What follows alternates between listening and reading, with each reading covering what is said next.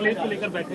मुझे इस बात की प्रसन्नता है कि जबलपुर के अंदर होने वाली 20 तारीख कॉन्क्लेव के लिए प्रॉपर तैयारियां हुई है। सभी सेक्टर के अलग अलग निवेशकों के प्रस्ताव भी आने लगे हैं बड़े पैमाने पर। स्थानीय क्षेत्रीय स्तर पर भी लोग इसमें शामिल हो, हमने भी प्रयास किए हैं। इसी कारण से स्थानीय जनप्रतिनिधियों के साथ बैठकर भी यहाँ लगातार इस पूरे माहौल का लाभ जबलपुर के विकास के लिए कैसे उठाया जाए इसके ऊपर बात हुई है। आज छिंदवाड़ा से हमने जबलपुर संभाग के 4 जिलों के लिए भी संभावना टटोलते हुए विस्तार से वहाँ के निवेशकों के साथ बातचीत की। मेरे साथ माननीय सांसद और हमारे भाजपा के अध्यक्ष वी शर्मा जी भी हैं।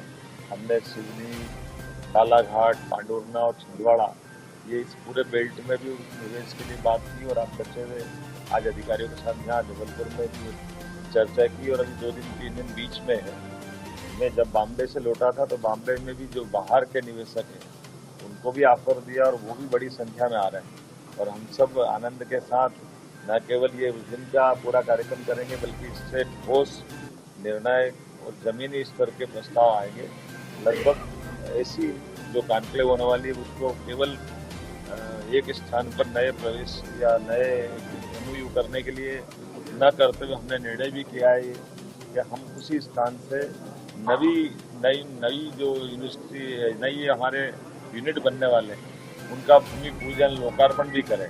मुझे खुशी इस बात की कि 100 से ज़्यादा प्रस्ताव जो जैसे 26 से ज़्यादा तो बनी बनाई फैक्ट्रियाँ हैं जिसका लोकार्पण हम यहीं से करके दिखाएंगे और वो अपने अपने स्थान पर अपने जनप्रतिनिधियों के साथ वहाँ भी रहेंगे जहाँ वो है।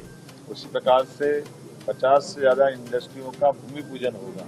अर्थात जो हम कह रहे हैं वो मैदान में अमली जामा उतार करके भी सामने दिखाने की जरूरत है और ये सिलसिला लगातार चलेगा।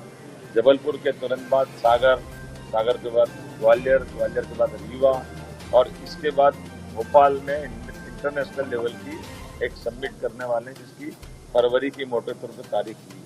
अर्थात निवेश के मामले में सभी सेक्टर में समान रूप से शिक्षा, चिकित्सा, इंडस्ट्री के तीनों प्रकार, हेवी इंडस्ट्री, मीडियम साइज या मध्यम लघु इंडस्ट्री और कुटीर उद्योग, साथ ही साथ इंडस्ट्री का भी प्रकार जैसे एजुकेशन में भी हमने अपना निवेशकों की समान सम्मान सुविधा देने का निर्णय किया। हेल्थ टूरिज्म को भी बढ़ाने का प्रयास किया है कि बड़े पैमाने पर विदेश के लोग भी अब हेल्थ से जुड़ी सेवाओं का लाभ लेना शुरू कर चुके हैं। इंदौर सहित ऐसे कई स्थान हैं जहां पर विदेश के लोग आकर भी हमारे साथ इस सेक्टर में काम करने को तैयार हैं और उसका लाभ उठा रहे हैं। मैं उम्मीद कर रहा हूं आपके माध्यम से मध्य प्रदेश चूँकि एग्रीकल्चर ग्रोथ रेट में 25% से ऊपर गया है, इस प्रकार से हमने निर्णय किया है आने वाले समय में इकोनॉमी की दृष्टि से हम अपने 5 साल के अंदर रोडमैप में काम कर रहे हैं कि अभी की क्षमता की तुलना में डबल गति से मध्य प्रदेश आगे बढ़े। यशस्वी प्रधानमंत्री के नेतृत्व में सभी सेक्टर में समान रूप से काम कर रहे हैं। यही कारण है कि माइनिंग सेक्टर में भी हमने प्रदेश को नंबर 1 की स्थिति में पूरे देश के अंदर हमने पहला पुरस्कार पाया है और उम्मीद करते हैं ऐसे सब सेक्टर में काम करेंगे तो न केवल पर व्यक्ति आय भी बढ़ेगी बल्कि देश समृद्धशाली प्रदेश में नंबर 1 होगा।